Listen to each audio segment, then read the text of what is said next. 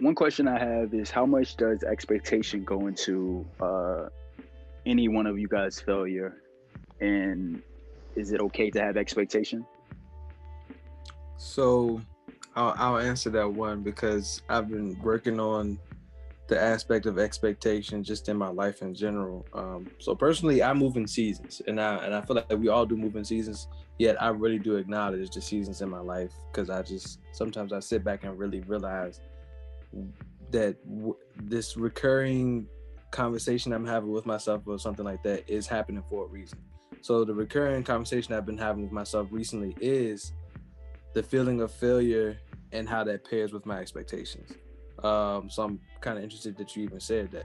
So for me, I've learned that when I set expectations for something, especially things that I cannot control, that is when I feel more like a failure, or I feel like I've failed more attempts at a certain situation. So for instance, in relationships, I've noticed that if I have an expectation of how this relationship is going to go, and I go into that relationship with the expectation of how it's going to go, 9 times out of 10, I'm going to feel like it failed because of the simple fact that I had that expectation going into it.